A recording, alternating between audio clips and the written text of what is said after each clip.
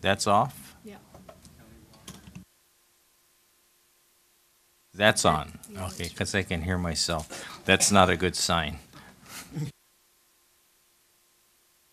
Okay, I think we're ready to go, aren't we? Yeah. Okay. Jim, you ready? Ready, Freddie, let's go. Call the meeting to order in that case. Okay, we got a pretty interesting agenda today. And you know, it's been a long time. I almost forgot who you guys were and you gals were, but it's been a long time because we didn't meet in August at all. And then, of course, our last meeting got postponed because of a disaster storm.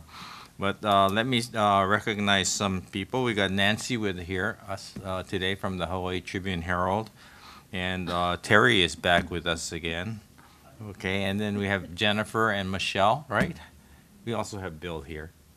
And Paula, thanks for joining us again. We should put you on the commission as an ad hoc member. And then Robert Becker is the chair of the Fire Commission. He'll be making a statement later on. So with that, let's call the meeting to order, and let's have a roll call starting from Nelson again.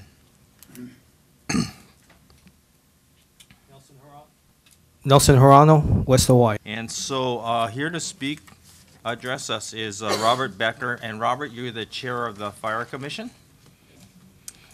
Please.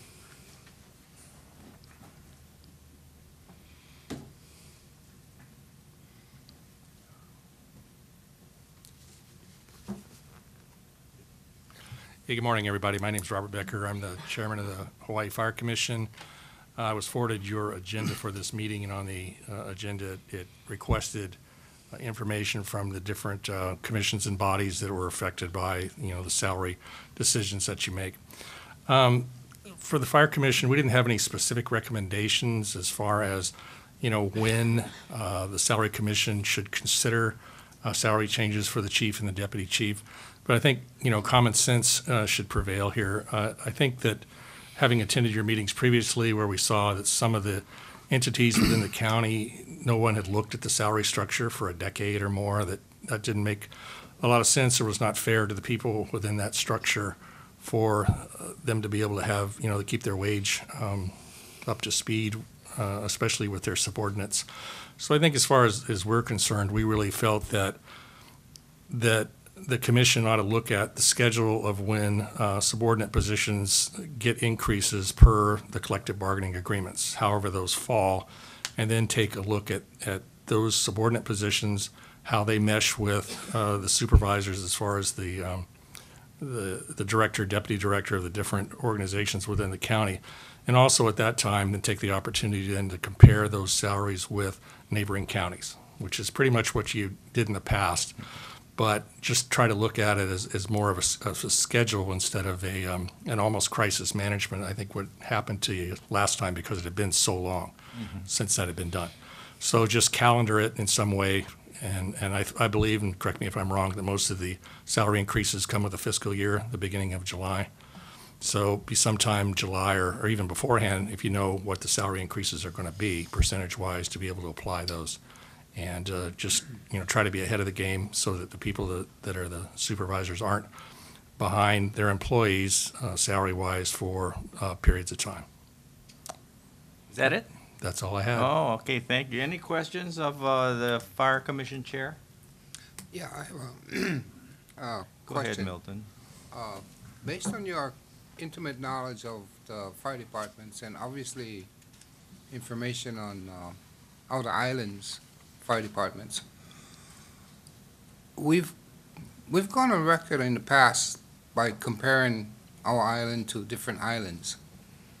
What do you think we rank as far as complexity, personnel, degree of hardness of doing a job, land mass? Of course, this island is so huge. Just your comments on where we stand in the, compared to the rest of the islands. Sure.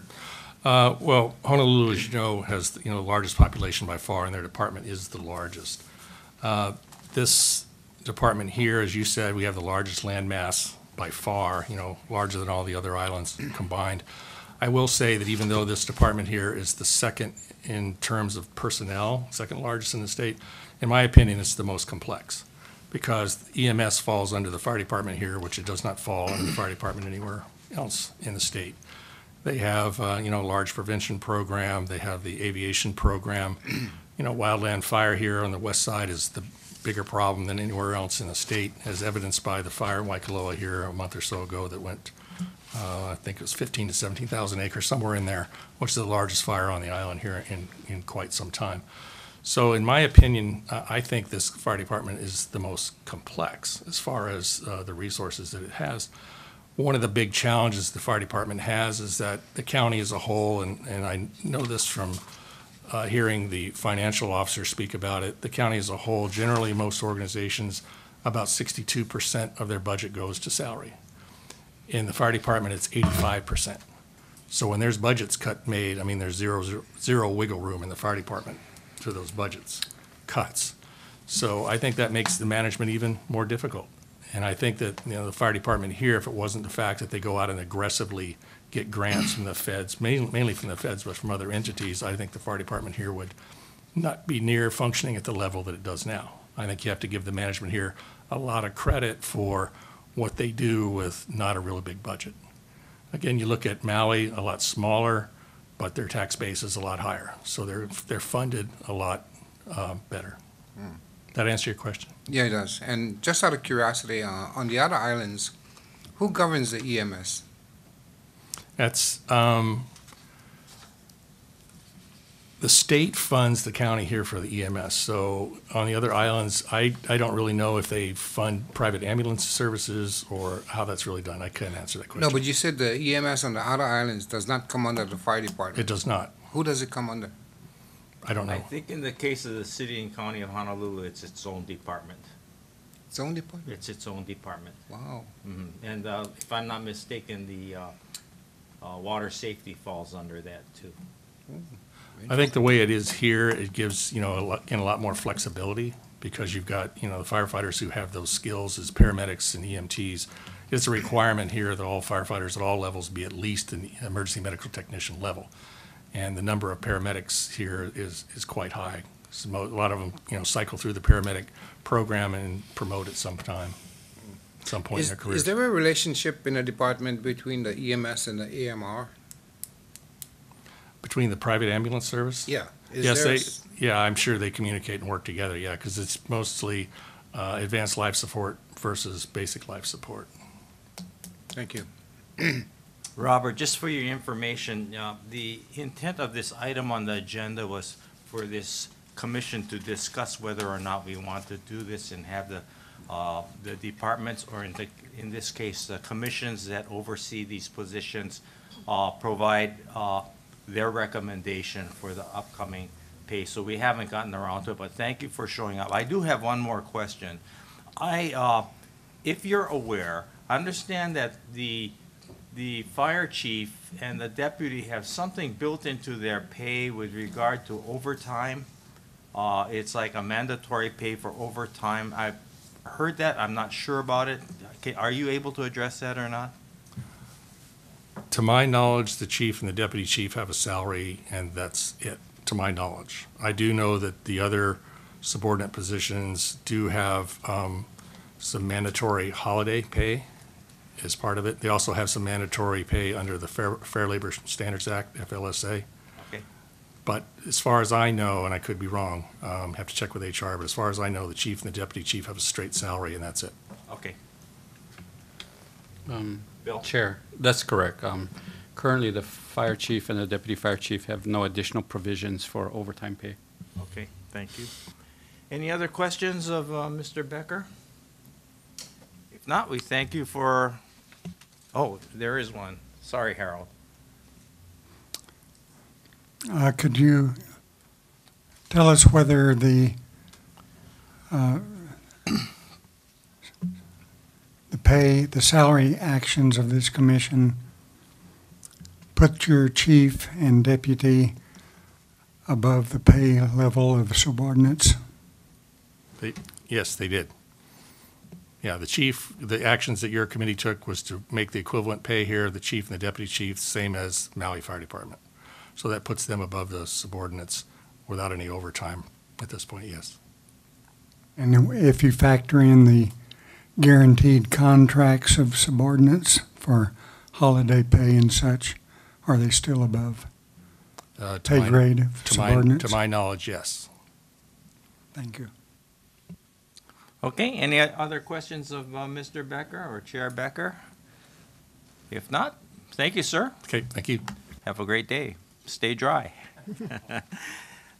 Does the commission mind if I take something out of order? Because and that would be the briefing by both the finance director, Deanna, who's there, and Lisa, who's right next to her. Deanna and Lynn, would you like to come up together? Oh, Lisa. Yeah, my cousin-in-law is Lynn. Do you know her? Huh? Lucky for you.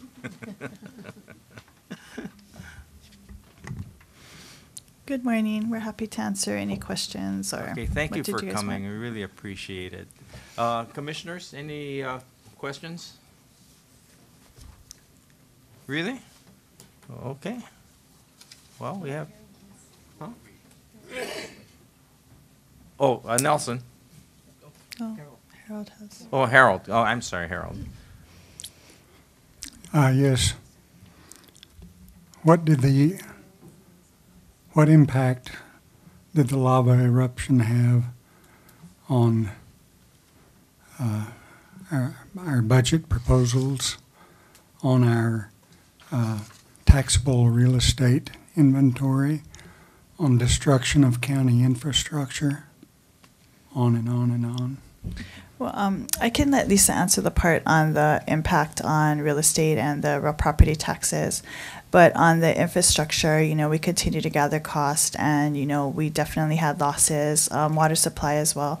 So between water systems, roads, and whatnot, the amounts continue to rise. But of course, we applied for FEMA assistance, including both for the emergency work as well as the infrastructure. So for all of that, if everything goes according to plan, we will get 75% from FEMA, and we'll pay the 25%. And then the governor also assisted us with some funding so that we'll be able to help cover like our 25% share. Good morning. I'm Lisa Mira with the Real Property Tax Office. As far as the tax office losses go, there's sort of three parts to it. There's the actual loss we had to the 2017 taxes because they had paid taxes all the way through June 30, 2018. And then that was approximately $500,000 we had to prorate and return to taxpayers. In addition to that, for the current year, we've lost about $3.5 million in taxes due to properties being completely inaccessible or being cut off. So their homes may be standing, but there's no way to get to it due to the lava inundation, and those that were completely inundated by lava, as well as the lower Puna zone that lost value due to the eruption. As far as going forward, for the upcoming tax year, we have a couple of issues. One, there's some properties that are delinquent, and it's really hard for us to collect on those in the areas that were covered, as well as those that are having an economic loss at this time as far as the values. It's really safe to say, though, that we're down at least $3.5 million for the future year. Okay, I just wanted to remind the commissioners that you need to reread what your jurisdiction is under the charter, section 13-28. And so you are, your job under the charter is to review and compensate all county elected officials and appointed directors and deputy directors so that their total salaries and benefits have a reasonable relationship to compensation in the public and private sectors. So, I allowed the testimony to continue, but keep in mind that that is not what you look at, total budget or anything like that. What you have to follow what you're supposed to do under the charter. And I think Deanna has even spoken to that before. So just to keep that in mind. So, Amy, basically what you're saying that the status of the county's budget should in no way play in our decision on the salaries. Is that correct? You can have that in mind and you can hear information about that, but you also have to look at the charter, which says that you have to compensate, must have a reasonable relationship to compensation in the public and private sectors.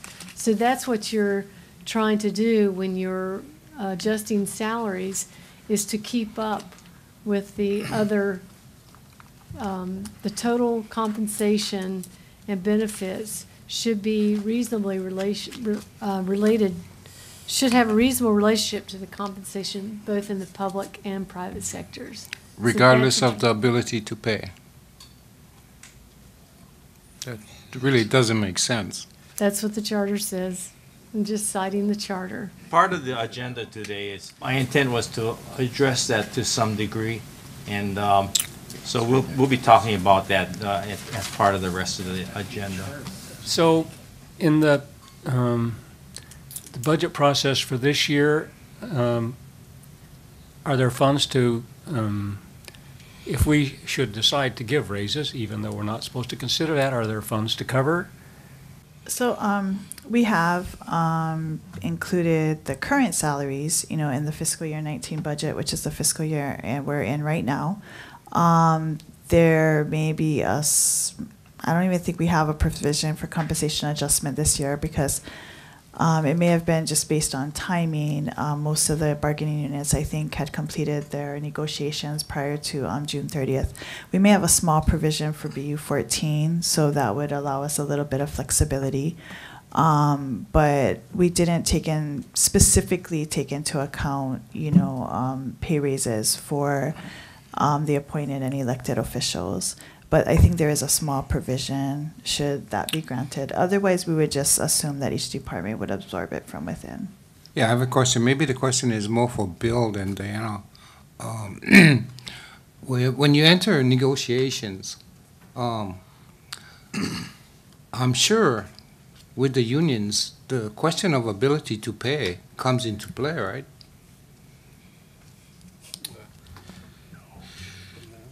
Commissioner Paval, yes. That's always a component of the negotiations. Going forward, we actually, as a matter of fact, we hire an expert, subject matter expert for that, specific issue as to, what's the economic impacts of potential raises and, how are the counties, their ability to pay, associated with the salary requests. So that does play a role, but, when we enter negotiations, when we're engaged in negotiations, just remember, County of Hawaii is one of 5, entities. There's the other jurisdictions as well as the state, and almost every jurisdiction plays a role in that going forward. And oftentimes, the uniqueness of Hawaii County is not really given much consideration.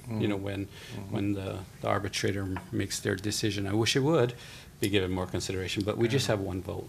So, going forward, that's generally how it is. I guess based on that line of discussion, and maybe addressing to Amy, maybe the rules need to be changed that ability to pay should be a consideration.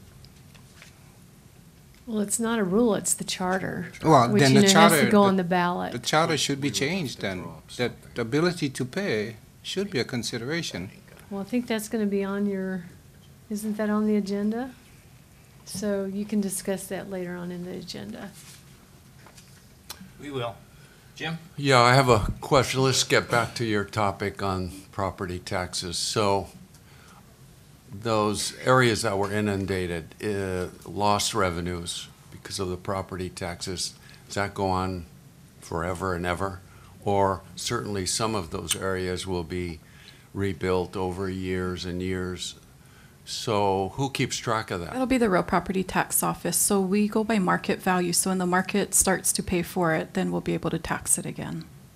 So for the time being, it's Aloha for the foreseeable future. Correct. But what if one or two houses out in the middle of nowhere are rebuilt? Who actually goes, does somebody actually go out and inspect and look around?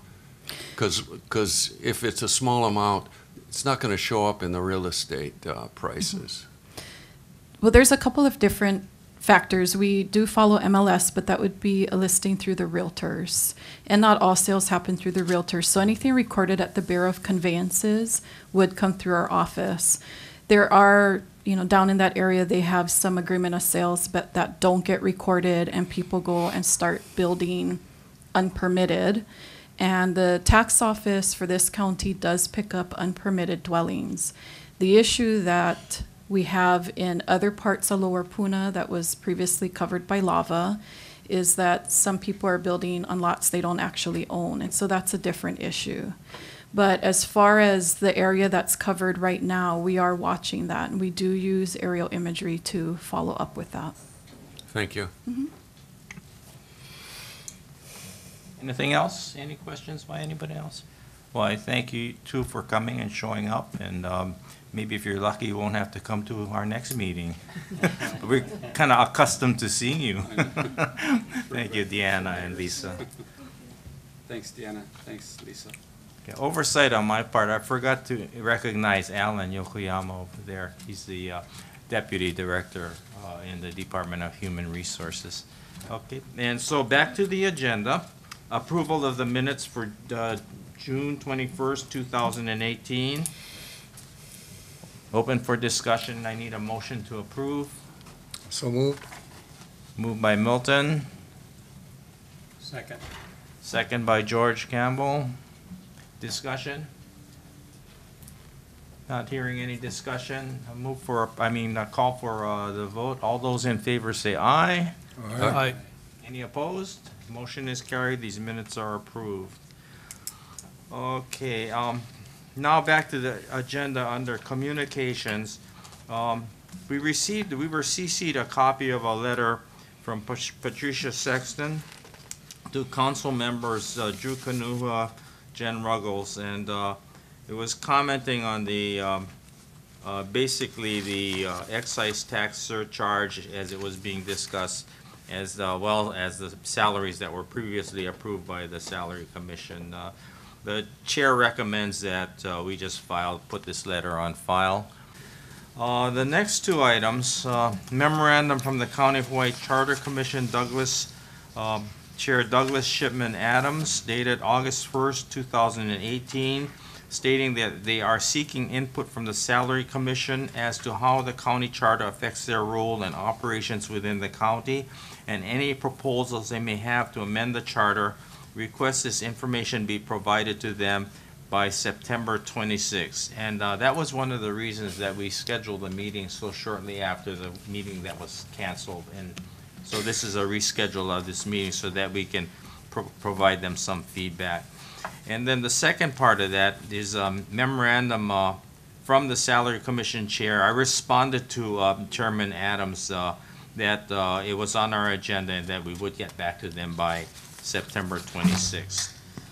So with that, that's open for discussion right now. It's basically open discussion. I have some notes here. Let me see. One of the things, there is a charter amendment proposal, and if I'm not mistaken, the Charter Commission has this amendment. As you recall, it has had to do with the conduct or the processing of this Salary Commission as far as requiring public hearings or public informational meetings and more widespread with a meeting in Kona or something like that. I forgot the details exactly, but you know what they are. So with that, this item is open for discussion. The objective being so that the chair can get back or respond to the Charter Commission by September 26th. Anybody have anything? George? Yeah, I suggest that we talk about going ahead and asking the Charter Commission to put all that information that is going to be voted on in our charter.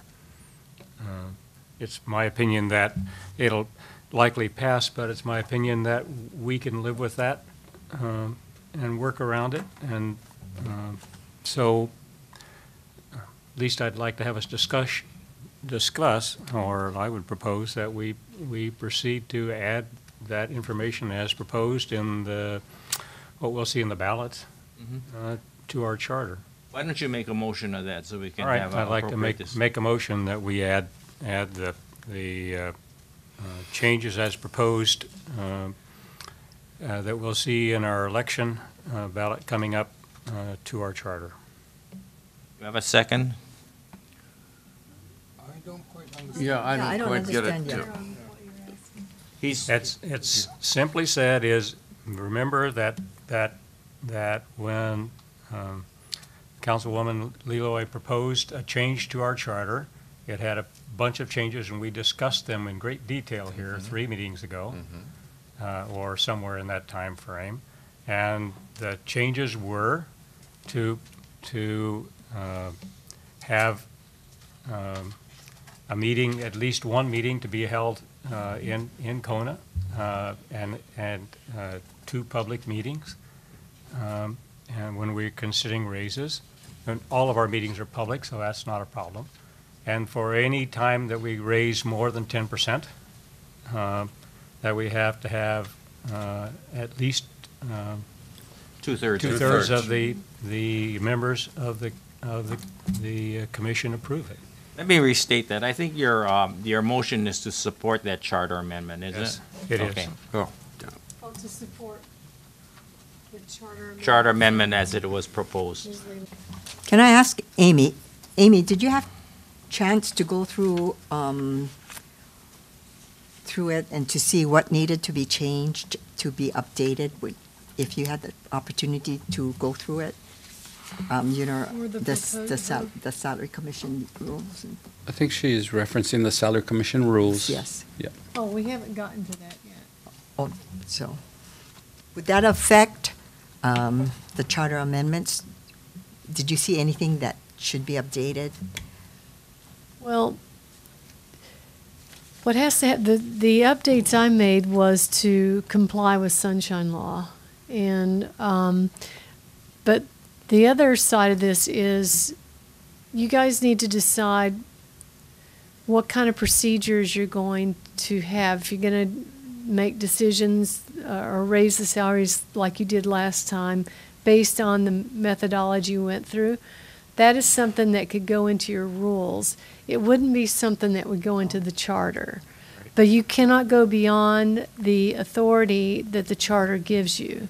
So, in other words, the charter has very broad language for you to increase salaries. So the way that you go about that is up to you. That's what would go, the process or the procedure you go through to come up with increases in the salaries is something that would go in your rules. So once you make that decision, but that would not affect the charter. That's not Yeah, Right. that's different than the motion on the table. Right, that's the motion's on the table, like Tom So, said. I'm fine with George's proposal, and I think we should move on to what Amy was speaking about, are the rules when that's in the time. Let's talk about Act 98, is it? Frank? Yes, Bill 98, I'm ready to wasn't it? vote. First of all, there was nothing wrong with the procedure.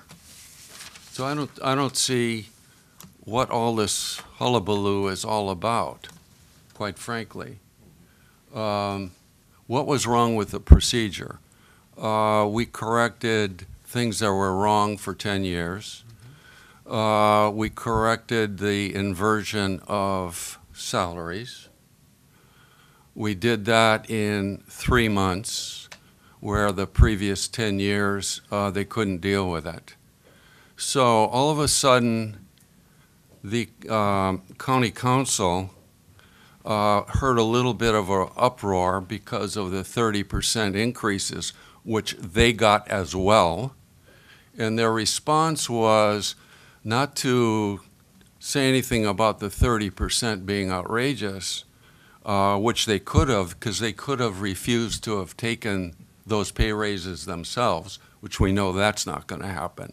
So instead, we go through a costly process of trying to correct a process that worked perfectly. And so here we are wasting all this time, money, and from what I can see is that the new changes, or the new changes to the charter that they're proposing, based on Bill's testimony a couple of meetings ago, is only going to do one thing, and that is raise the cost of government. So that's what I would like to see in her answer to Douglas Shipman Adams. I think he wants some additional input. That's the input. That's my input. Yeah, there's no question, there's an increase in the time and effort, and therefore it results in an increase in the cost of this operation over here. And I felt that was an appropriate comment to bring to the Salary Commission. So at this point in time, I will make a note of that of the increase in cost when we compare what we're doing now versus what we will have to do. Another thing is, when is anybody able to respond to, when is the timing of this charter amendment? I mean, the election is on November the 10th, something like that. And is this charter amendment going to be in this election? Okay. Proposed amendments that are generated by the Charter Commission will not be presented to the public until the next election, 2 years down the road. Okay, I think But that. the ones from council will be on this one. ballot. Council will be on. The one that Yeah. Councilmember Leloy was, Right. it was voted on by the council, that will be on this This November's ballot. Remember, there's two separate processes. One is the amendments that are put forth by the council, which will be, they had their deadline, and, they came up with, they proposed, the amendments to the Salary Commission, and that met their deadline. So that will be on this coming election ballot. But the proposals generated by the Charter Commission won't be on the ballot until 2 years down the road, the next election. So what's the relationship, if I might ask, with this charter, with what the Charter Commission is doing versus this charter amendment that was proposed by the, and adopted by the county council? None really, right? So if we respond to them about this charter amendment, it's moot. Am I correct? That's correct. Yeah, we lost our opportunity on that. Yeah, I know. Well, we're done. It looks like to me. We should have been raising these questions about, okay, what will your proposals actually do to improve the procedure of giving people raises? It's as simple as that. Mm-hmm. And the answer to that is none. There is nothing in there. Now, they seem to think that the 2/3 vote is an improvement on the procedure. Well, I would disagree with that. Otherwise, we never would have gotten a lot of things we've done following our procedures. So anyway, it's probably too late, is my feeling. May I respond briefly? Sure, certainly, Bill. Yes and no. Commissioner Higgins. Although the council proposed amendment is going forward and will be voted on the public this election, there's nothing to stop this commission from addressing that very same issue through the Charter Commission, which would then be proposed and the public will be voting on in 2 years down the road. So, if there's items under this proposal that you're not comfortable with, the charter can be amended later. So say, for example, the council proposals pass. There's nothing to stop you from making additional amendments to the charter language, or proposing additional amendments to the charter language through the Charter Commission so that it can be voted on 2 years down the road. I'm sure I just made that clear as mud. but- Perfect. Well, I think as George said previously, we can live with it. I'm going on it on the cost of government thing, and we've lost our chance on it. I'm not going to propose anything after this election to get it changed and get Chair Douglas Adams to go through more paperwork and more thinking. We can live with it, but political grandstanding at its best. Keep in mind, it's really not going to affect the process that you guys went through this last time or will go through. It's primarily just, and she changed it to, I think it was, you have it in front of you. I don't have it in front of me right now, but she changed it to at least one,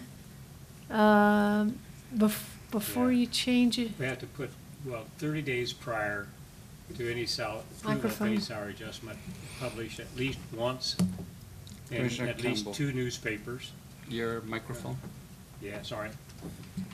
Yeah, so it says, at least 30 days prior to the approval of any salary adjustment, publish at least once in at least 2 daily newspapers of general circulation in the county a detailed account of its proposals, including specific increases or decreases in both actual dollar amounts and percentages.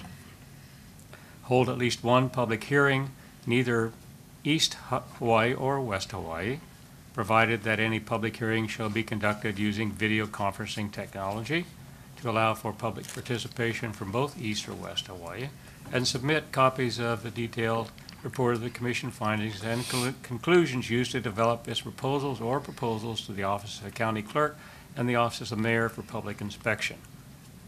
The public notice required pursuant to this subsection shall include notification that the report of the commission's findings and conclusions is available for public inspection at the aforementioned locations. Any adjustments that increases or decreases any salary by more than 10% shall require affirmative vote of 2/3 of the entire membership of the salary commission. So, I agree with the comments that Jim made. I also agree that we missed our chance. That's my opinion. And that what we have here just says whatever we do, we're supposed to make the public aware of it. Doesn't say how we do it. That's still our rules and what we decide as a commission, whatever process we decide to use. It just says that whatever we do, we need to be made, in today's world, I'll use the word transparent. And personally, I don't see anything wrong with that. Question. Assuming this appears on the ballot and it is approved during this election, when does this charter amendment go into effect?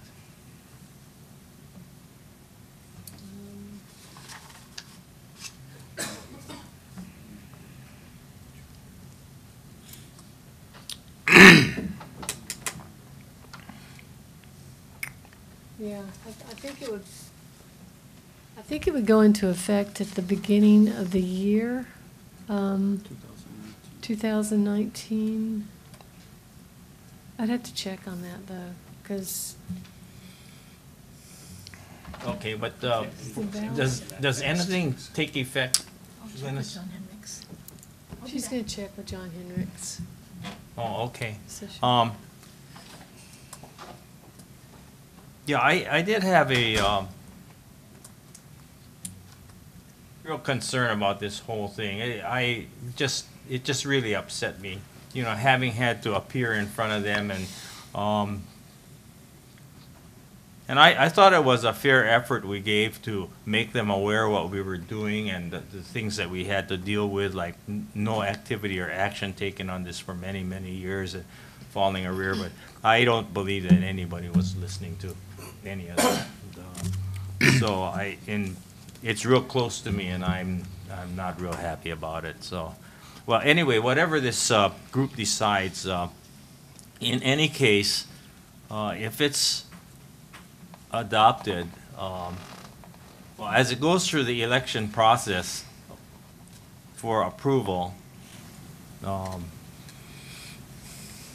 I'm not sure whether you want to go on a campaign to, unseat it. Okay, so we'll just let it run its course. But in the meantime, should we provide any comment to the Charter Commission, just saying that it's on the agenda and then, it's on this election and that, the only thing we're concerned about is the additional effort and cost? I think we should be honest and tell them that we don't agree with it. Once the election is certified. I mean, at least make our position known that we don't agree with it. I know it's too late, and what bothers me about this particular language is that it gives the public the impression that they have a right to set salaries. And I think that's wrong, because the public doesn't have the information we have to set salaries. I know, and I totally believe in transparency and, the people's right to have a say. But I don't think salaries is a point where people should determine what salaries are. As I said earlier, they don't have the information we have, and 90% of the people out there think government officials are paid too much anyway. So, it doesn't make sense. It just doesn't make sense. The public did have the information that you had if they had attended the meetings, because everything was done according to Sunshine Law. Mhm. Every meeting that you had was open to the public. There was nothing done behind closed doors. This is not going to change that. You're still going to be operating under Sunshine Law. Yeah, I know, but how many of the public come here and get the information that we get? Nobody. Yeah, it's the unfortunate thing. It's just the way things Yeah. go. But I think we should take a stand and tell the Charter Commission that we do not agree with it. Make our position known. Just don't lay back and play dead, because then they'll assume that we agree with it, and I don't think we agree with it. Okay, we have a motion on the table to support this. So is our position still the same, or do we want to amend that, or?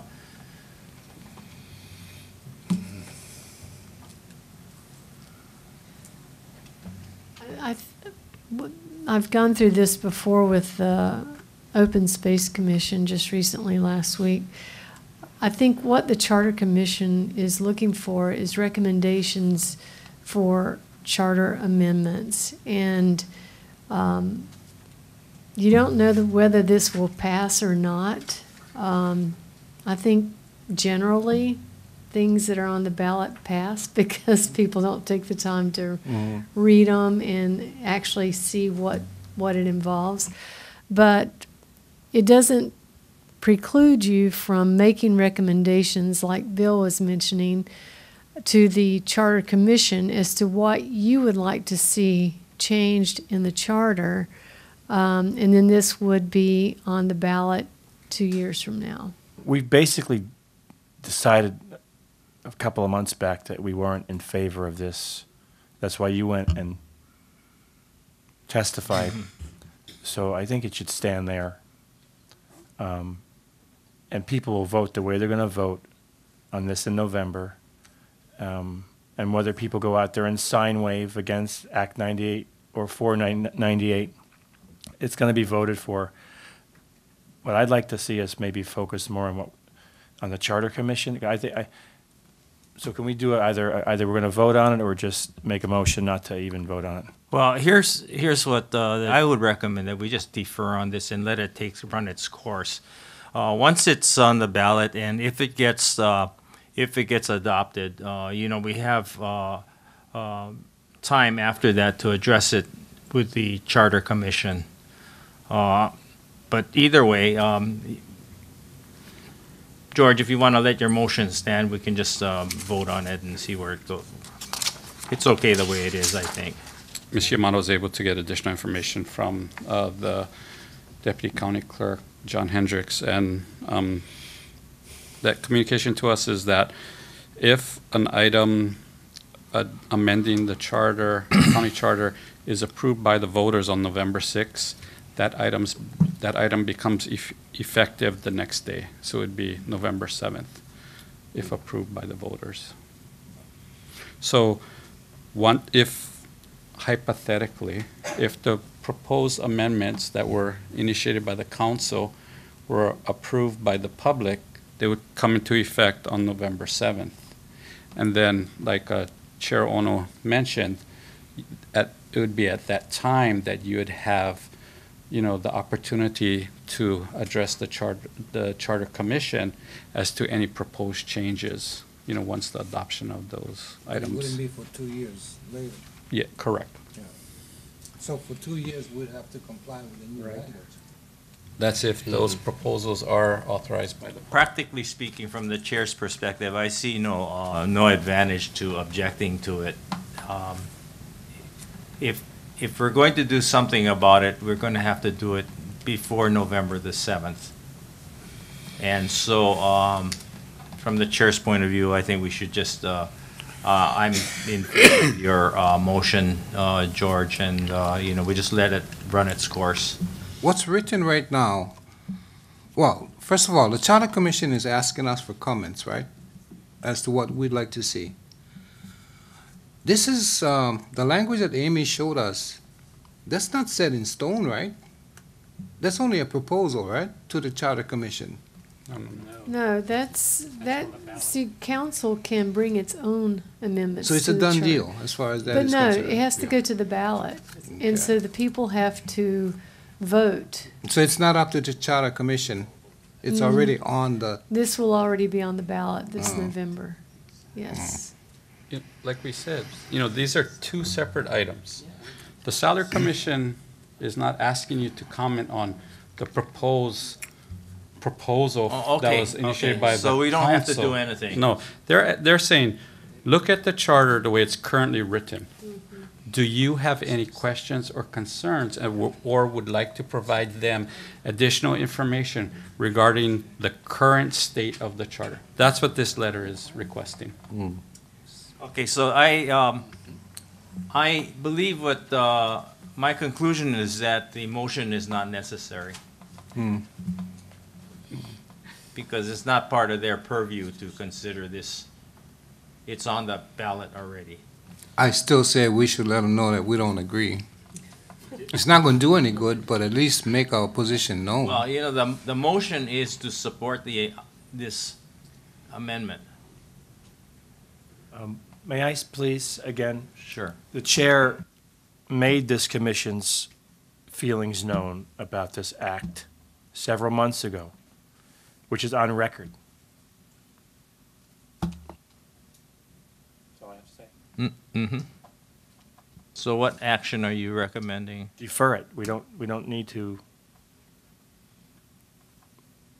Okay. Because we're talking about two separate things. We're talking about the letter to the Charter Commission and a separate matter, which wasn't even on the agenda to bring up in the first place. Okay, so can the chair call for the question? So the question is either you support us informing the Charter Commission that we support this county council charter amendment, or if you vote against that, that means it's moot and nothing will happen. Agreed? Everybody understand? Okay, I call for a roll call vote, and starting with Nelson. Nay. District 1, no. District 5, no. District 2, no. Chair votes no. No. 7, no. Aye.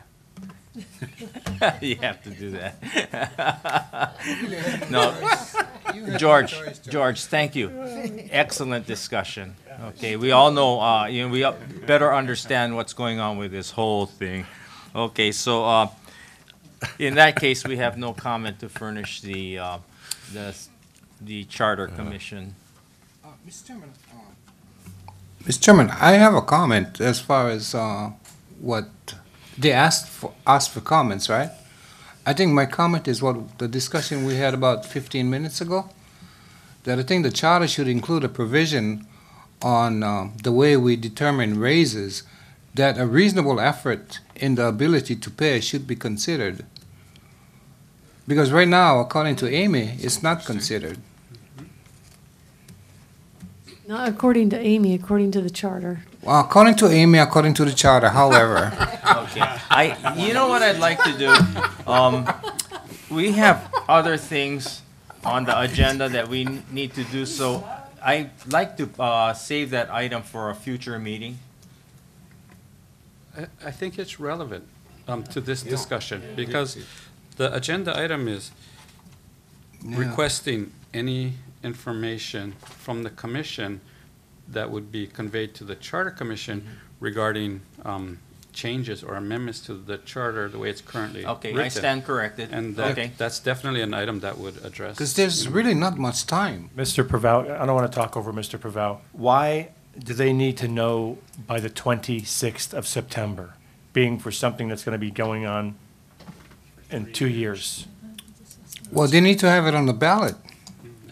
No, this is not on the ballot. The Charter Commission is separate from the vote in November. Am I correct, Bill? My understanding, the reason this date was identified is because that's their next meeting. Can they give us a little bit more time so we can maybe You Go- can, the chair can request that, I'm sure. this is a lot to, because I'm thinking about, Yeah, it's a whole process. and there's things in there that that in my mind, and suggestions that I might make that might appear political. And people might see it that way. So I'd like to think it through and run it through the chair at the next meeting, if possible. Milton, do you want to discuss now, or? The letter we got for comments, wasn't those comments to be given in consideration of putting it on the charter amendment this year? The reason I think they gave the September 26th deadline for them to receive the recommendations back is because you got to keep in mind, they've asked, I think they've sent these letters out to every department, every board or commission, and I don't know if you've ever gone to charter commission meetings, but they go through the entire charter. So this isn't just amendments for this section. They have to look at recommendations from every department and every board or commission regarding recommendations for amendments to the entire charter. And it takes a lot of time to get through that process. So, and the Charter Commission only meets, what is it, once every, Once a month or once? no, I mean, they don't, Oh, once every 10 years. 10 years. yeah. So it's a big deal, you know, it's not just reviewing certain sections of the charter, it's looking at the entire charter to see if they want amendments to the charter to go on the ballot, like we said, in 2 years. So it's not just like a quick thing. That's probably why they want to get started now. It's So a this long would be process. for 2 years hence. To go on the ballot, yes. 2020. Yes. And the one that the council made, the council can do their own and ensure that it goes on the ballot. So it's a different process. Yes. Okay, okay. Here's what I suggest, that let me respond to them, that we're still looking things over. We have some interest in certain items having to do with the salary commission and financial, something like that anyway, and get back to them, so that it's just leaves the item open and not like we have closed it off. I'm so confused. Well, the concern I have, Mr. Ono, is that, our process has to go through introducing a subject matter that we have to discuss what we want to add to or subtract from our existing charter. And that's where we have to determine, does each commissioner want something added to that charter to make maybe this particular commission more autonomous? That's just as a suggestion, what does, so we have to, I want to be able to think it through. Yeah, so what if we said we have no comment at this time? I think we have to respond. If Amy's right and they've sent out this request to all kinds of commissions and other boards and what have you, you don't want to be on their S list about, oh, well, the salary commission never even responded to us. I think you got to respond. Okay, let's, And you can make it as neutral as you want, but you got to respond to this. well, let's entertain a motion as to what that response is. And then we can have a discussion about it. Well, I already made a comment about reasonable information on ability to pay. I think that's important. Do you want to put that in the form of a motion? Sure. Oh, you want me to say it? Yeah. I suggest that we inform the salary of the Charter Commission that the rules should be changed to allow us to consider the reasonable ability to pay by the governing entity for any raises given.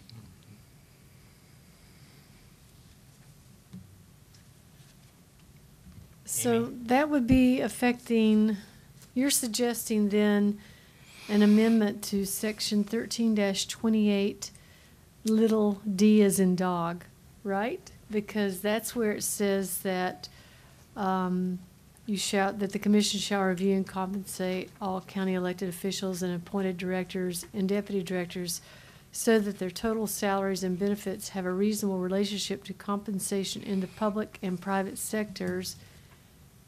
And then you could put a comma, Yeah. provided that. Well, not provided that, but that the another commission can- consideration is. that- Provided that the commission can consider, shall, or may consider the county's ability to afford such salary I agree with you, increases. except the word provided. I don't think provided should be in there. It should be just another consideration.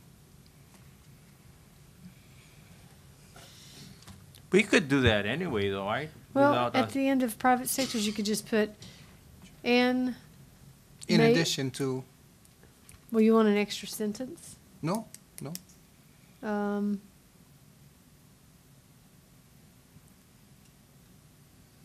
all I'm saying is that an additional criteria besides what you already said there, an additional criteria should be a reasonable, You pick it out then, where you want to put it in, it's D. no, I section agree D. with you, it should be on D.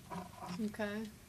Because you have to give them, this isn't just writing them a letter, this is saying what you are proposing as a charter amendment. So we're recommending charter amendments, so you need to state, Glennis could type it up for you guys, but you need to state exactly what it is you want the charter to say. Well, basically what I'm saying is that a consideration for giving a raise should be also based on the fact that we look at the reasonable ability of the county to pay the raises. Amy, you're the attorney, you put it into words, you know what I mean. I know, I did put it into words and you changed it. So I'm now trying to figure out exactly how you want it. If you don't want, Basically what I'm saying is that a consideration should also be the ability to pay. I mean, they come in here and they tell us they're $5 million short and we're gonna try to give huge Okay. raises? That's crazy. Chair's comment, aren't we able to do that anyway, without it being in writing? It's Not our according- prerogative. Not according to what Amy said I know earlier. it's part of the decision-making, but we're able to do that without any change in the county charter.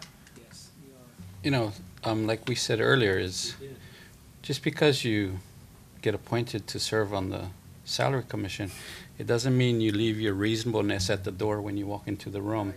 And when you make a decision, you have to consider all possible. But Bill, that's just the point. When I mentioned that earlier, Amy read to me that that's not a consideration because it's not in the rules. So all I'm trying to do is that if we're gonna do it, and so that we can appease the attorneys, have it in the rules, so that we're not gonna be accused of, oh, you cannot do that, it's not in the rules.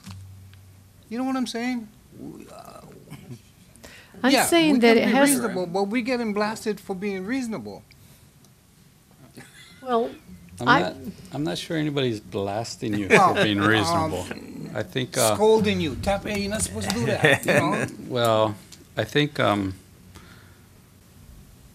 reason Amy provided information, at the time she did, was that information that the finance director provided to us was pertinent. But if we were to go any further down the road, where we, address something that was outside of that, spectrum, like, well, what's the, exact impact on Parks and Rec as it relates to, the damage? To me, I think, when you're just the general input and discussion we had with the finance director, which we've always had, historically with our meetings, with the finance director, I think that's pertinent, that's good information. But when we start going, taking the next step and going further down the road and becoming, questioning about more specific type items, then I think that was the cautionary note that, Ms. Self provided to us. So, going back, I think if we thought that the finance director's information was outside the purview of the Charter Commission, probably wouldn't have allowed it. But, I think, like I said, we historically allow her information because that is part of the consideration, that we provide, when you guess- guys serve. let me explain what I'm trying to put forth. It is the finance director's it's the finance director's authority to determine whether or not the county can afford certain things. So if, for instance, when Deanna came to this meeting, and that question was put to her, if you presented the raises, the salaries that you were proposing, and Deanna said, it's up to you to make that determination. It's up to me to find the money. If she couldn't find the money, she would have said so. So So we did. so it's kind of like out of your jurisdiction because it's the finance director that makes that determination. So you're only, the commission, the charter only says that you are to compensate to make sure that the salaries and benefits have a reasonable relationship to compensation in the public and private sectors. That's so that I read that to mean so that the county does not fall behind in salaries to be able to bring in good elected officials or good appointed officials to run the county government. I understand that. That's the whole point of this, because you saw what happened before you guys came up with increased salaries. It lagged behind for so long. So if, I think what Deanna was telling you during that meeting was, you guys just focus on trying to get these salaries up to where they should be. Let me worry about the finance part of it. And I know she would have told you that, no, there's no way we can do that. As the finance director, she's the one that reviews the whole county budget, makes the county budget. So that's the point I'm trying to get across is that's not the only thing you should be looking at because it's taken care of by another department. She did tell us again today that there is some money there if something needed to be, if we needed to give some raises somewhere. She didn't say it in those exact words, but she did say there's a little room there. So it's still, I agree with what you said, it's still within her purview. And we did consider it. In the first round. We did, yes. I believe if you make it too specific, you will tie your hands. So if what we have now still gives us the flexibility, that we should just keep it as the way it is. I don't want to tie ourselves down by being specific. Having been in government for 30 years, I think that The more general it is, the better it is, but that's, you know. Yeah, I withdraw my comment, and I'm sorry for being so stubborn. Is that sincere? I know. We wouldn't expect anything less of you. No, Paul is going no. Okay, the motion is withdrawn. Is Robert's Rules of Order, are we okay with that? We never had a second on it, did we? Nope. Okay. You can always Okay. withdraw anyway, it doesn't matter. Okay, so we're not doing anything. Am I correct? Well, I still say it's polite, it's good business to respond to somebody who asks you for a response. Yeah, we will. We So will. you got to respond to him, and I think you can make it simple by just saying that there are issues regarding the cost benefit of 98. And so it throws it in their lap. So at least we got a response from us. The response is that, well, maybe this is too costly, and we'll consider it down the line. So Okay, give them something Okay. to chew on, and let's move on. okay. Do we need a motion on that? I don't believe so. Okay, I'm just gonna draft something up and send it out under the chair's signature. Good enough? Need a motion? Okay, You can take action. yeah. Jim, make a motion, please. Okay, I move that we make a written response to the request from Chairman Adams, and that it includes a statement that there are certain issues that we have regarding the cost benefits of Proposal 98. Second it. Oh, sorry. Okay, moved by Jim, seconded by Tom. Any other discussion? If not, all those in favor say aye. Aye. Motion carried. We'll go ahead with that. What's the proper name of that amendment? Oh, it's I- Oh, no, it's not an act. That's for the state legislature. It's a bill, or an ordinance, actually. It's, where did I put it? Bill 98? It was Bill 98. Mhm. Bill 98. I don't know what the ordinance number is. so I don't have a copy of it. We can get that information. Okay, so I'll, Glennis, I'll draft it up and send it in, and then you guys can chase down the proper ID name of the thing, okay? Okay, wow, that was interesting. Okay, under new business, the election of salary commission chair and vice chair, and we've been advised that we need to, the effective date of any new election is going to be the beginning of next calendar year, which is January 1st, and for that reason, we're going to postpone this item to our November meeting. Is there any objections to that? Okay, not seeing any. That's what we'll do. It'd be deferred. Chair, you need a motion to postpone that item. Really? We do. Oh, okay. Someone move. So moved. Second. Okay, moved by Florence, seconded by Milton. All those in favor say aye. Aye. Okay, I hope nobody wanted a discussion on that. Okay, we've already had the briefing by the finance director and real property tax. And the next thing that pops up are these items. Discussion concerning possible salary adjustments beginning July 1st, 2018. Position titles, department's current salary, salary as subordinates, et cetera. And it's, is that date right? Postpone it, so. Yeah, we postponed that. Okay, it was a handout that came from Department of Human Resources. Isn't that what it was? I guess the question would be the discussion concerning the possible salary adjustments beginning July 1st, 2019? Right. Is that? Right, okay.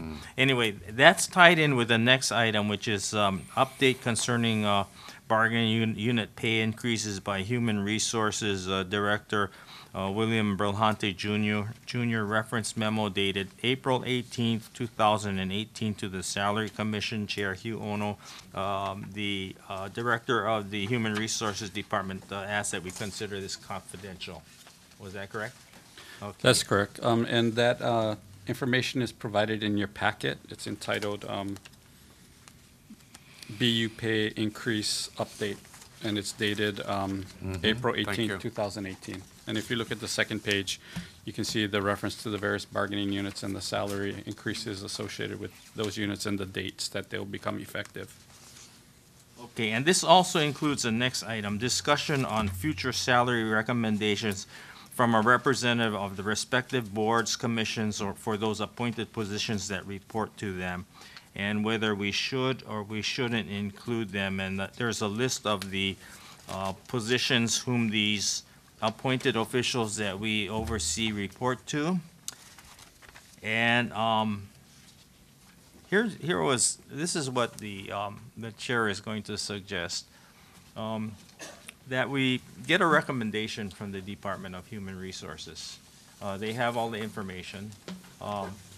I would like to request that information as to their recommendation and the reasons why be made available at a future meeting for this salary commission to undertake. At that meeting, we can take appropriate action either to discuss, approve, defer, or whatever it is. The intent is to put into place any salary adjustments to begin on July 1st of 2019, the beginning of the next calendar year. And if we do it, able to approve it in such a time, it would appear in the county's budget process. So because, the budget is worked on from, I think, December through March, April of 2019. And so there's another layer of, public disclosure with that because it would appear as a budget item. Anyway, that's my suggestion. And with that, I'll open the discussion. I've talked to Bill already whether he would be able to do that at a future meeting. And he said, yes. I totally agree with the chairman, and maybe we should put that into a motion and agree on it, or discussion anyway. Sure. I agree, totally agree. That sound okay with the rest of the commission? That at least we have a document to work on that comes from an official source that has a background to do that. I would think it would be good to get a motion on this. Clarification? And Amy, ability to pay. George, yes. Clarification, so are you asking Human Resources to come up with those positions which come under our purview, which we should consider for a raise based on what others are making that subordinates that report to them in those areas, as we have in the past, where we've tried to keep all of the department heads ahead of all the people that report to them? Yes, that's my intent. That was my thinking, that they have the resources available to look at the collective bargaining agreements, the classifications or the excluded management EM positions that report to them, the other jurisdictions across the state and the nation, and any other funny kind of provisions that are included, like the firefighters have that subordinate level with that built-in overtime provision. So they're the best resource for that. Just to be clear, the information we'll be able to provide is information in relationship to compensation in reference to the other public sector employees as well as private sector. We're not going to be able to provide information as to whether or not the county's ability to pay or anything of that nature. That's your guys' purview. All we'll do is just we can provide just a basic recommendation as it relates to comparable salaries in the public sector and private sector. This is based on pay parity, just parity in pay. Correct. And I believe that, again, that it should include all the positions, whether there's an adjustment or not, rather than just the ones that, should be raised. So this would include lower positions that are not included in the collective bargaining? No, all this is going to include is salaries and wages for deputies, directors, and elected officials. That's it. Did we already receive a motion on that? Okay. So moved. It's- We got to do better on this one. Yeah. Yeah, so let me try a motion again. Sure, George. As suggested by the chair, I move that we ask the Human Resources Department to put together a plan, a proposal for a comparison of both private and government sector positions that relate to those positions that this salary commission gives raises for, as to where each of those positions stands relative to the people that report to them. Okay, everybody understand that? We have a second? Second. Seconded by Tom. Okay, moved by George, seconded by Tom. Discussion on that? Okay. Did we put a date on it? We're That's gonna, all. we plan to do it at our next meeting, Jim, okay, which is, we have to talk about when that's gonna be scheduled, but it's looking like we're gonna try and do it October 9th or 10th. Okay, but yeah, they were talking about that. Okay, all those in favor say aye. Aye. Okay, nay, that motion is carried. You did good this time, George. You did good. We're gonna have a party? Okay, okay, and so also this, whether or not we're gonna hear from the, people on the last part, on the bottom part of the agenda would be pertinent to that discussion at that time. You know, the topic is discussion on future salary recommendations from a representative of the respective board or commission for those appointed positions that report to them. Just for clarification, the mayor, the county council, corporation council, prosecuting attorney, they don't report to a board or commission. They're their own entities. Right. Whereas the police commission, fire commission, merit appeals board, and the liquor commission, those are commissions specifically identified in the charter as being directed, departments being directed by a commission. Is it appropriate to ask the mayor's administration to comment on those positions that report to them, like the Department of Public Works, the Department of Environmental Management, Planning? That'd be fine, because you're just asking the mayor as to whether or not, you know, what's his opinion as it relates to his appointed department heads and deputies, Okay. as it relates to their Okay. salaries. So we'll defer this to the following meeting. Update concerning rules of the Salary Commission by Deputy Corporation Amy Self. I'm sure you're not tired of speaking. Go ahead, Amy.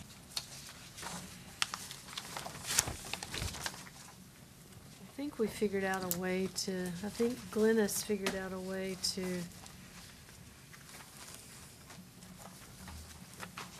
show the, did we do that, Glennis? Get a way to show the yellow Proposed changes. portions, the proposed changes? I don't see it in here. Let me fix the formatting just off. Oh. Is this the one? The one that's in our, This is the existing rules. The one in your binder is the one that just came up for that. oh, okay. Okay. So what we're talking about are revising the rules of the Salary Commission, which is something that we decided we needed to work on. Okay, I made certain changes, but they were just concerning sunshine law.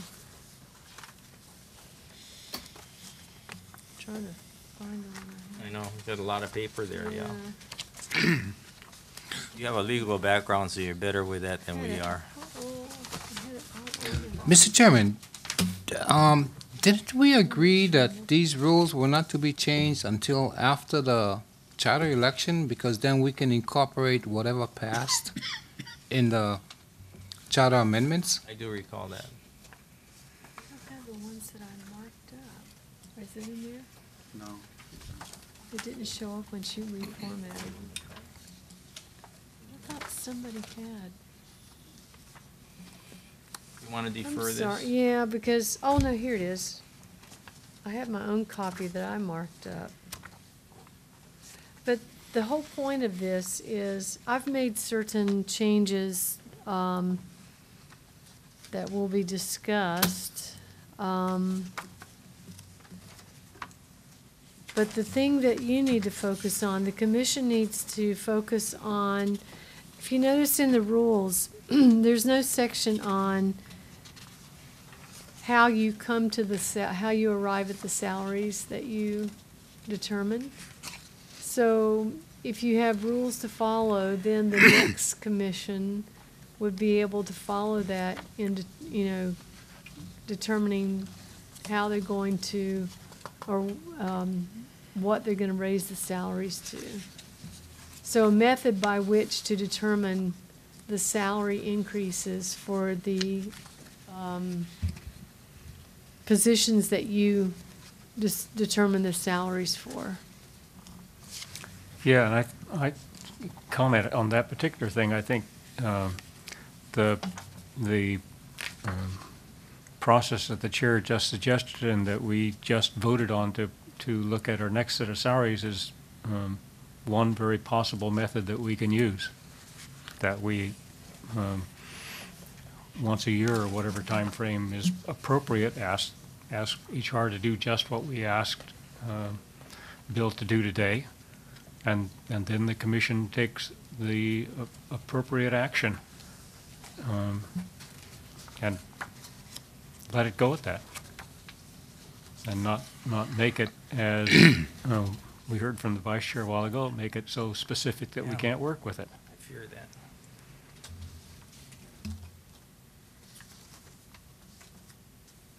No, I don't know what the legal language would be for that, Amy, but it should be, I would suggest something very simple like that, that allows us to request the information or just have it in there if it's going to come from HR at set time.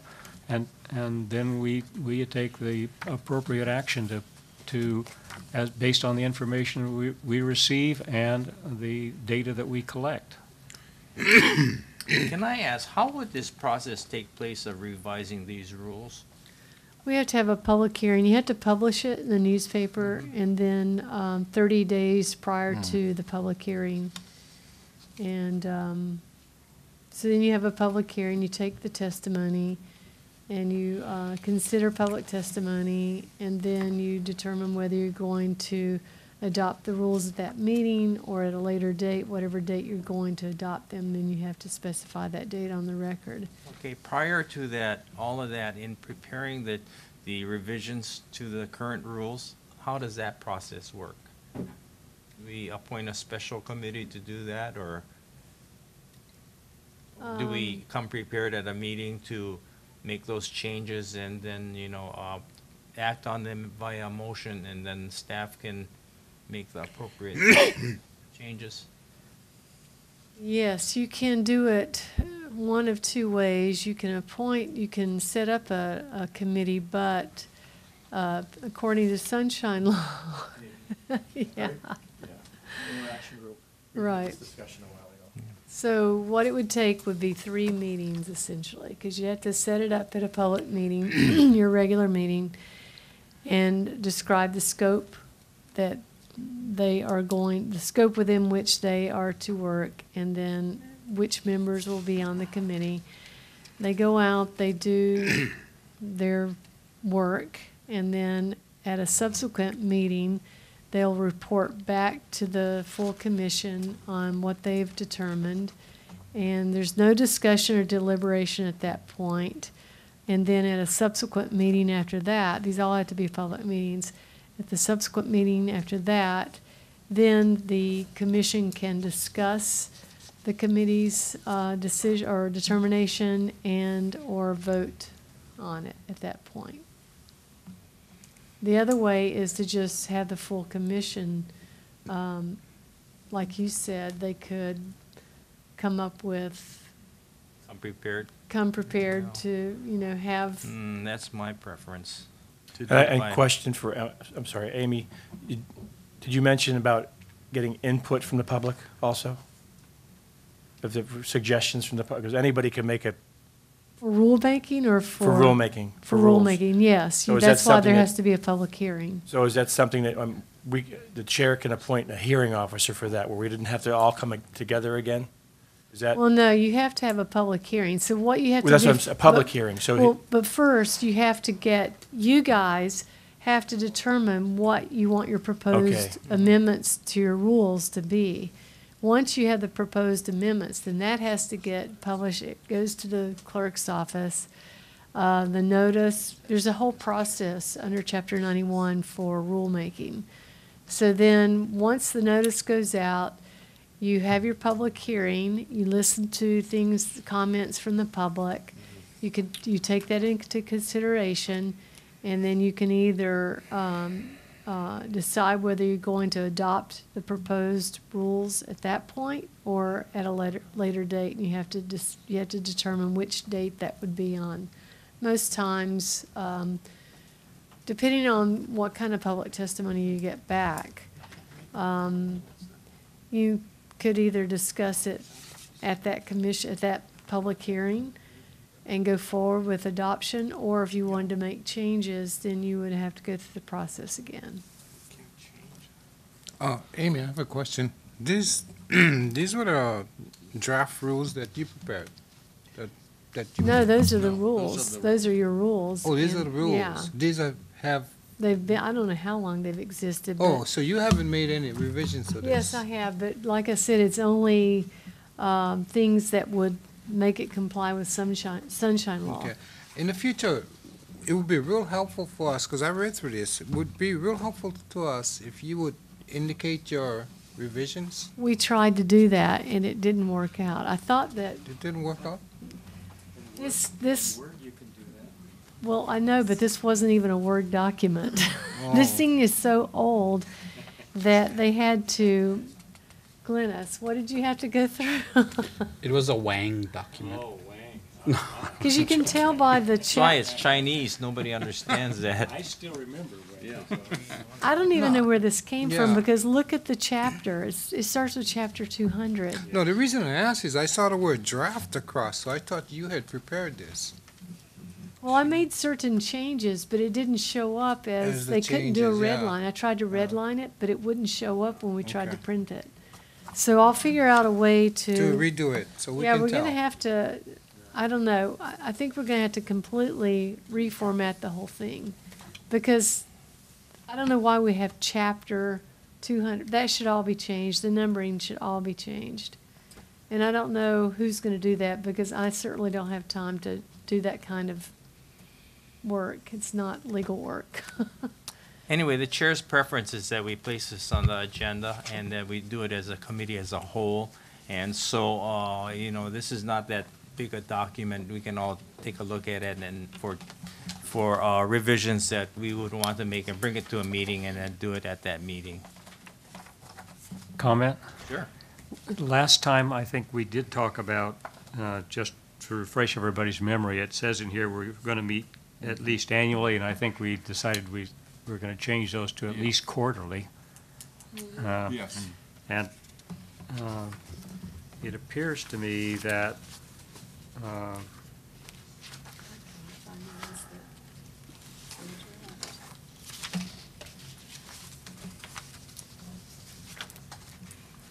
there's a section in the back about how things are going to get posted and where they're going to get posted. And the county has a new process and website for putting all the minutes and everything on it, and it doesn't say anything about that in here. And I don't think any of us are qualified to come up with that information. And maybe, Bill, you can deal with that, but I know that there are new requirements and regulations for that. In addition to your concerns, Commissioner Campbell, I think Commissioner Paval brought up a great issue as well, is there's a great likelihood that the proposed charter amendments in the November 6th election will be passed. And, according to the information we got from the county clerk's office, those items would then become effective the next day, November 7th. So, that's a short time away. So what I would recommend is we incorporate any revisions, we incorporate that information if, those items pass into any revisions we have to the rules, because that will change some of our requirements. And I think, maybe tabling this discussion until a subsequent meeting after November, 7th would be, most appropriate at this time, so we can address all the items at one time instead of piecemeal and, something gets left out, something, and that would be my recommendation going forward.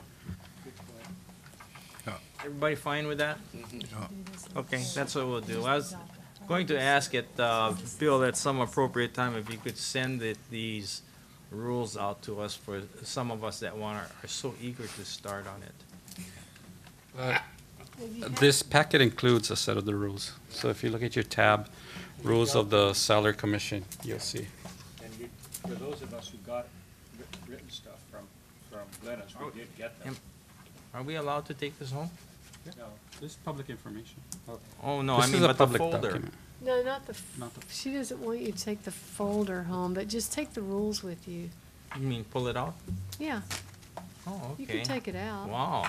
I already got it. It's in that green folder. I got a copy in the Just mail. take it out of the Okay, green folder. I will do that. idea. Okay, Get one? What I'm suggesting Chair is doesn't know how to because read. this is such an old document, it's impossible. Somebody would physically have to go through and retype everything in it. We tried to convert it, it didn't work, because you can tell there are things that don't even come out correctly.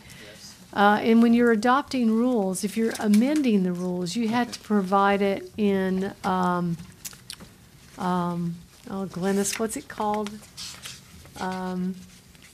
When you provide it, showing the strikeouts. and- Ramsier. Ramsier, you're supposed to provide a Ramsier copy so that they know what you're changing in a specific rule. But what I'm suggesting is that we do a whole new set of rules and change the numbering system and everything, clean the whole thing. When I first saw this, my initial thought was, wow, this is a crappy printer. Yeah. But it's not the printer, it's the actual They format. tried to convert it, it didn't work. Okay, just going forward, again, our crack staff, Ms. Yamada, has offered to retype this document in its entirety in a Word document, and then we can go Wow. forward from oh, there. thanks, Bill, you didn't have to do that. But I think to make it Well, easier we probably delegate it to Alan. for when we publish it and, for purposes of the Chapter 91 process, I think we need to completely, don't call it Chapter 200. I think the numbering system needs to change. Yeah, we'll leave the formatting up to the people who know how to format it. Yeah. We'll be mostly dealing with the content. Okay, so that's the way that'll work. Mr. Chairman, can we request that when whoever's going to do it in a new format, that it be mailed to us? Well, what we're proposing to do is, we're not going to make any substantive changes to this document. We're just going to reformat into a Word document so that moving forward, when we do amendments or changes or revisions, then we can easily incorporate that. But So the this is- document that we type now is Yeah. going to be an Yeah, exact same but format. this is hard to read. There's some There's things. a better one in your, Huh? look in your green folder. There's a better Oh, copy. really? Yes. Not the same one? Look in your green folder. Left side. Right there. Paula, help him. Okay, next item on the agenda. Okay, can do, right? Next item? Okay, opportunities for commissioners to request items for the next agenda. Oh, yeah, this is better. Anybody? Can I take this one? Harold, you have anything? Yes. I would like to know what, if any, feedback we've had, boards and commissions or individuals, regarding the salary increases that we've provided. It seems to me that I read or heard somewhere that Bill had sent out memos or circulars regarding inviting comments about salaries. Is that correct? No, we have not done that. The only information we've provided to you is information regarding what the current status of the bargaining unit agreements are. And that's that documentation dated April 18th, that document. Do you invite comments by boards and commissions about the salaries of the That'd be officials that if- they appoint? If that's something the commission would like us to do, we That's, could remember incorporate the that. item showing the list of the mayor and all those, you know, the different commission? That was the intent of that, to discuss about having them appear before the commission to, allow us to ask them those questions, for them to come prepared to address those. Are they going to be asked? We can do that. We can Okay. do that. I'm also interested to know if there are any full-time county employees that have no one who's advocating for their compensation, or who have no structure in place for compensation. There were deputy attorneys in the office of the prosecuting attorney and corporation counsel who don't seem to have any structure or any entity that advocates for their salaries. I want to know if that's true or not. And I would like to know whether it would be preferable that such advocacy or structure be created. For the prosecutor's department and the corporation counsel, this commission determines the salaries of the prosecutor and the corporation counsel, and then their deputies, or their assistant, corporation counsel and assistant prosecutor. For the rest of the deputies in those two offices, the salaries are determined by either the prosecutor or the corporation counsel, but in the charter, the salaries can only be up to, is it 38%, 39%, something like that, of the 90%. prosecutor's salary or the corporation's salary. What is it? 90%, Not- no greater than no 90, greater than no 90? less than 50. Oh, okay. You tell them. Oh. I don't remember. I believe it's no greater than 90% of the higher of the two, prosecutor or corporation counsel, and no less than But 50. it's up to the corporation counsel or the prosecuting attorney what the salary of each individual Correct. deputy Correct. attorney is.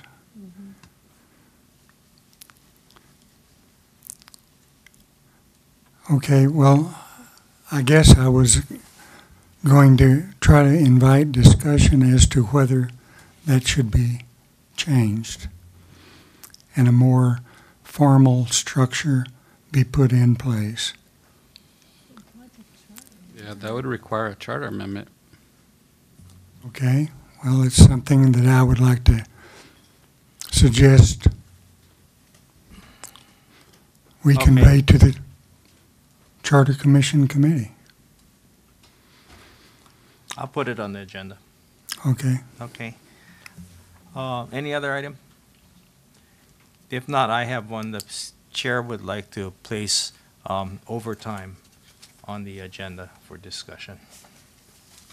And part of the genesis to that is this: I'm aware of some horrendous overtime that is taking place by some of the department heads that